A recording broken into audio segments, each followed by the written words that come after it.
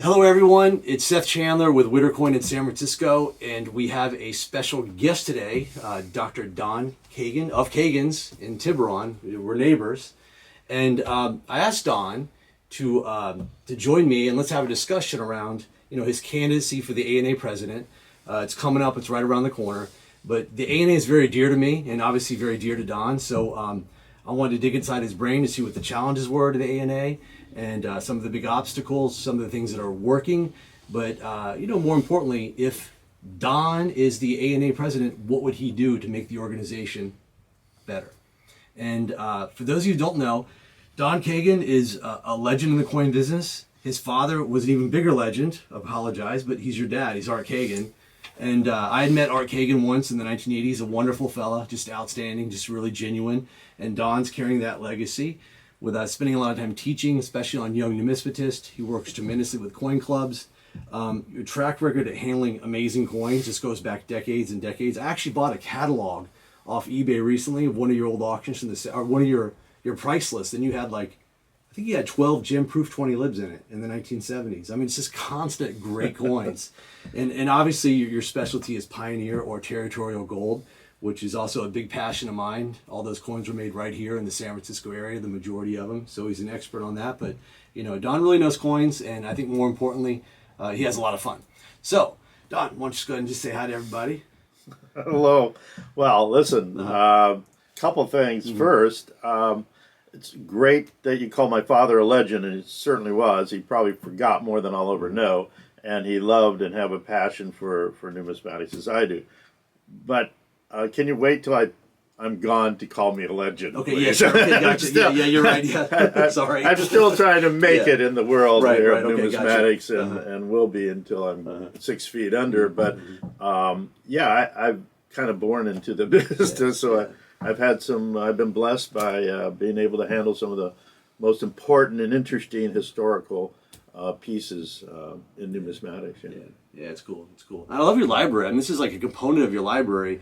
Maybe we'll get a little footage after we're done. Sure. But you have my favorite numismatic library I've ever seen. Mm-hmm. Every time I come here, usually it's like I'm waiting to see you or David, and you guys are like a minute away. I'm always grabbing, books and just researching to see what's here. And then the other room, which I love, is the Gold Rush collection of books. It's amazing how extensive your library is. I love history, and I love the idea of doing a lot of research and having the proper tools. Mm-hmm. And that's one thing that I'd like to share is that we are constantly looking at this library. I'm very proud of it. I helped build it while my father was still alive in Des Moines, Iowa, and brought much of it over here and have added to it. It isn't just the basic library. It's also a lot of auction catalogs from the 1800s and whatever that are in my field of pioneer gold or coins of the gold rush, as well as paper currency,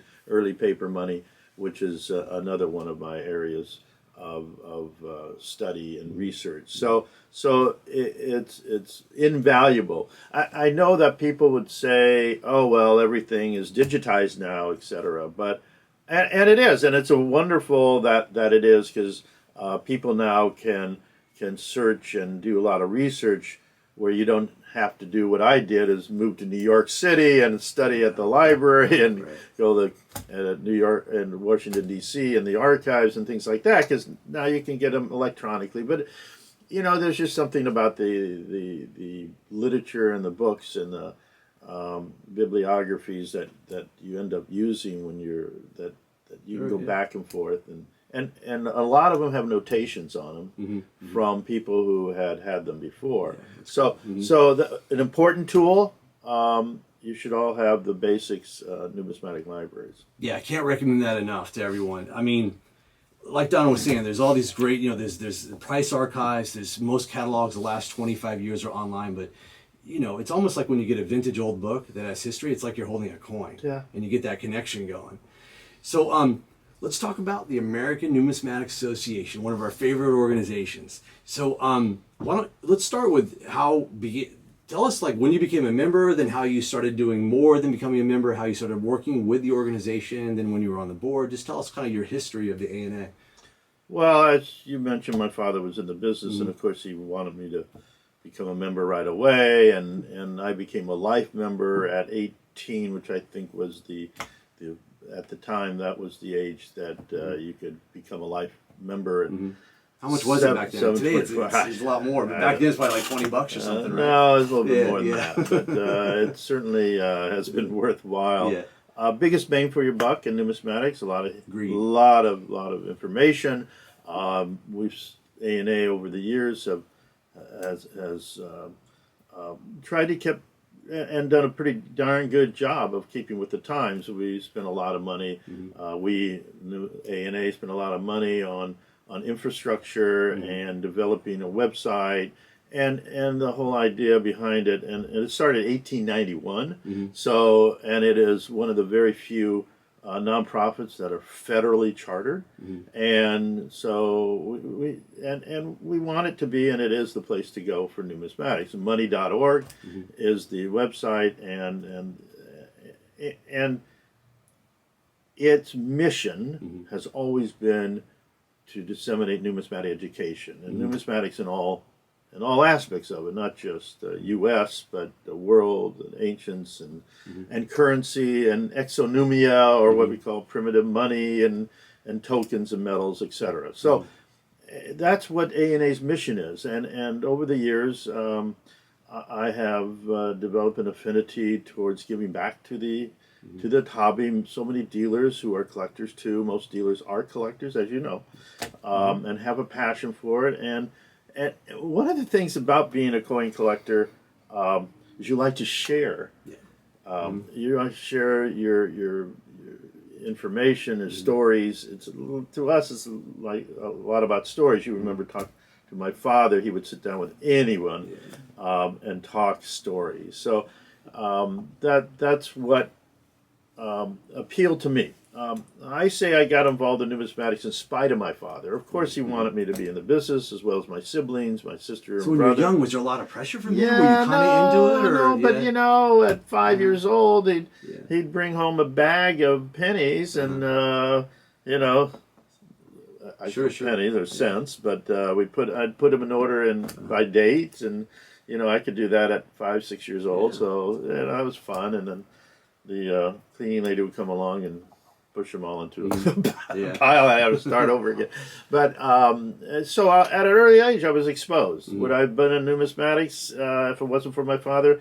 I probably doubt it. Although I probably would have been in sales or something. I like the sales, but nothing's appealed to me more than numismatics. I was going to go to law school after I got my BA in numismatics, but at the end of the day, I wanted to be in a situation, Seth, where it was a win-win. When I come up with coins or currency for clients, and I share that with, or for myself. I mean, people like giving me money for this item. It's very gratifying. I get vicarious pleasure of putting together collections for people. So it's win-win. If I'd have been a lawyer, it'd been win-lose. I don't like that. I like win-win. So respectful to all lawyers out there. I don't think we need another lawyer out there. Well, there are a number of coin dealers. Good lawyer, There are dealers who used to be lawyers and physicians, but there's just so much to learn. I'm always learning something all the time. I'm sharing. I get to educate. I'm a pedagogue. I love to share and teach, but I learn. Any teacher will tell you they learn more by teaching. You got to stay ahead of your students, right? So I'm always learning something. I like to share, and I like to create, and I like to problem solve. And A&A, American Numismatic Association, has gone through a lot of evolution, and especially over the last year, Seth, we all know how difficult it's been. And going to the coin clubs are the backbone of our industry, and not being able to meet with people, but that's forced us into virtual coin club meetings. I've been involved in a lot of those. So hold on, time out. This is what I'm going to explain to people, the passion that Don has. Like, I'll show up and I'll meet up here maybe once a month, right? Maybe twice a month. And I'll walk into your office unannounced. I'm like, hey, what's up, Don? And lately, like the last year, half the time, majority of the time actually, you're on a Zoom meeting with like some Alabama coin club, a San Diego coin club, South Carolina coin club. And there's just no other way around that, folks. That's passion. That's just a desire to educate people and get out there. And I really admire that. It's like, God, it's like, okay, you know what it does? It makes me like want to work harder and promote the hobby even more. So that's what's good, that you're doing all this hard work. But you do a lot of Zoom meetings with like local coin clubs. It's pretty cool. Well, think about that. Prior to this, we didn't have Zoom meetings so much. We had coin clubs. Sure. Wonderful. Right. But I joined the Chicago Coin Club maybe 50 years ago. I went to school at Northwestern University and became a member of the Chicago Coin Club. I lived in Des Moines. Sure. I hadn't been to a coin club meeting in 40-some years, and now I get to go, right? All the time, I get to participate in all these different clubs. So I see this technology, this platform, the virtual, as a way of really revitalizing, engaging more and more people into our industry. Right. Think about this. Coin clubs now have no geographical limitations. It's true. A lot of people move. They still want to be involved. Hey, now you can Right. with the virtual technology. Young people that don't even have a license. I just saw a presentation by a 9-year-old in one of the coin clubs. Wow, that was great. Right. Well, he couldn't drive, or unless his parents drove him to a coin club, right? But here, he knows the technology in a snap, as that generation does. So there are so many exciting things that can happen. So what I'm doing is sharing best practices with other coin clubs. I think the ANA should engage other coin clubs, do a Zoom or how to get more people involved. Sure. I'm encouraging the coin clubs that now we're going back to meeting physically, but we should have a component that allows people to participate online. And then they can have chat rooms too. If they don't want to be there for a half hour while they do a coin auction or a raffle or whatever, they could be doing a chat room or engaging with other people. The possibilities are endless. So they really are endless. A lot of exciting things. So I see that as one exciting thing coming out of this horrible pandemic that we've had and what it's forced us to do. So I'm excited about that. That's one of the things that I want to see ANA engage. And here's something else. I'm giving presentations to coin clubs all over the United States, and I know another past president of ANA, Walter Ostermecki, who gave a presentation to a New Zealand coin club. Oh, that's pretty cool. Yeah, it's passion. So ANA can have you can go to money.org, see a list of by themes, or ancient numismat or tokens or paper money or whatever it is, and a list of volunteers who are willing to give presentations to any coin club anywhere at any time. That's great. And then you can record them, and you don't even need them there. Yeah, sure. So no coin club will need ever to worry about having a presentation because they can take it. So that's just one of the things that are exciting that I'd like to see implemented as president of ANA. Gotcha. Okay. So, let's talk a little bit more about the ANA, like what's going on. What's the biggest challenges that you see right now that everyone complains about, that maybe the ANA has attempted to tackle? It's been more difficult than they expected. What are the biggest challenges right now facing the ANA? Well, actually, ANA is in a good financial situation. We have a great endowment, and we've had some challenges as far as keeping a budget for operating, normal operating. I think we have good prospects down the road for that. So it isn't the financial; it's the how do we come out of this and get excited and people engaged more now that we haven't been able to have coin shows that incorporated a lot of meetings. We've had trade shows.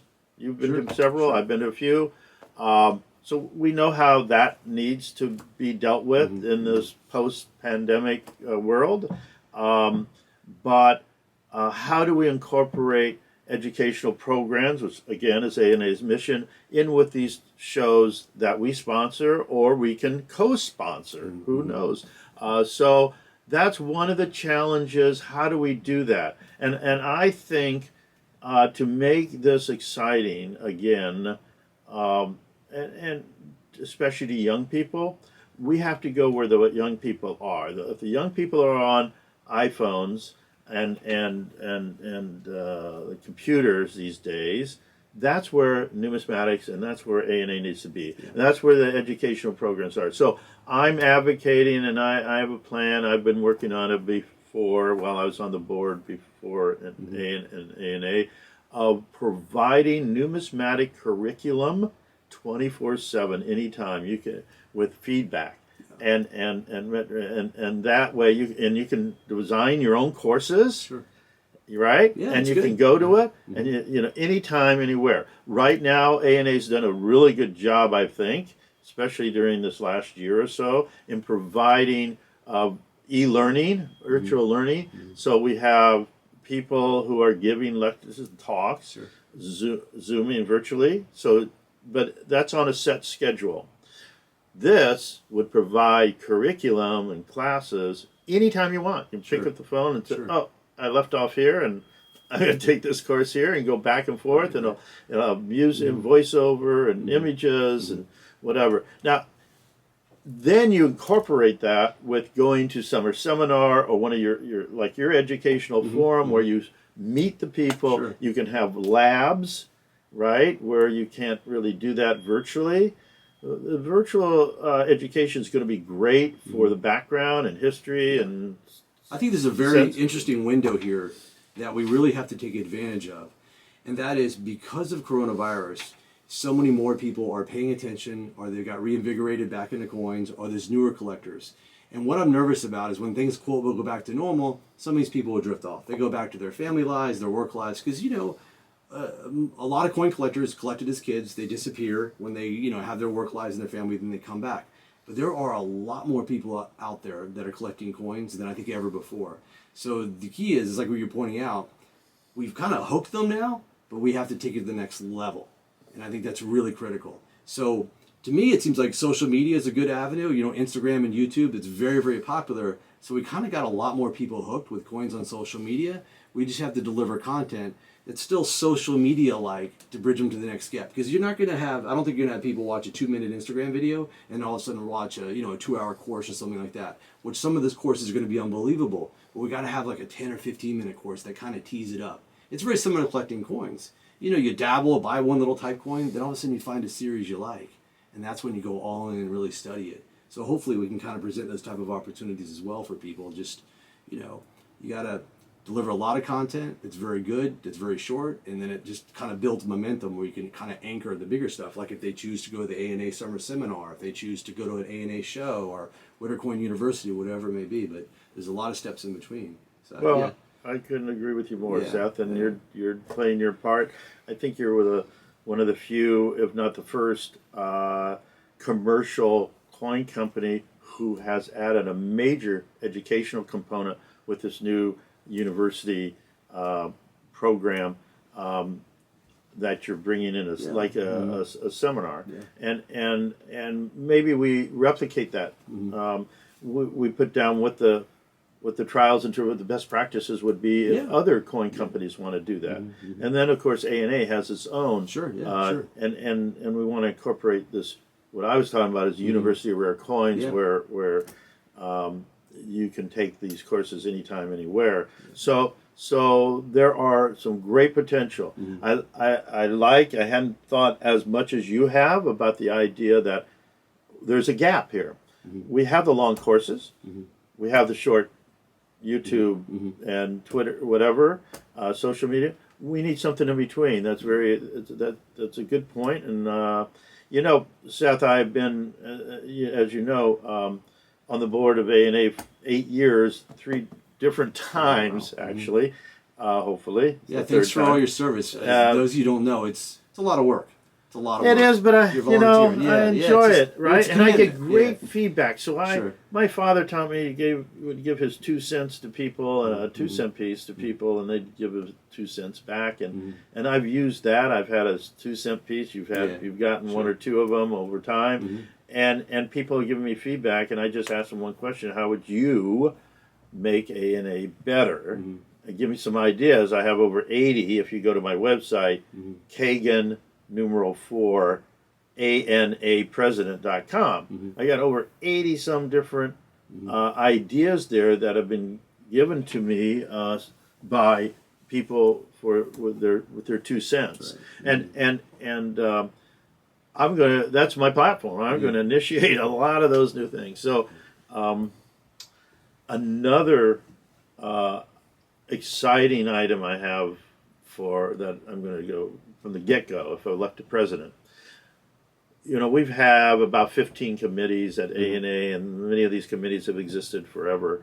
And we're going to take a new look at all of those committees and what do we want to accomplish with these committees over the next 1, 2, 3 years, and where we're going and the metrics and what's involved. And then I'm going to reach out to all the numismatic community and say, look, ANA is looking for a few good men and women volunteers, and solicit interest and let them be part of a new perspective, a new generation of volunteers to look at and examine and bring us into the much more solidity in the 21st, the second decade of the 21st century, and use the not just the technology part, but other aspects of how do we best make use of our museum? You know, how do we best make use of our library? How do we best make use of seminars? You know, and how do we engage more people? And then how do we reach out? It's a marketing piece too. How do we reach out to other collectible fields or people in universities and or high schools and universities to be engaged in numismatics who hadn't thought about numismatics in the and then I got other ideas for seniors.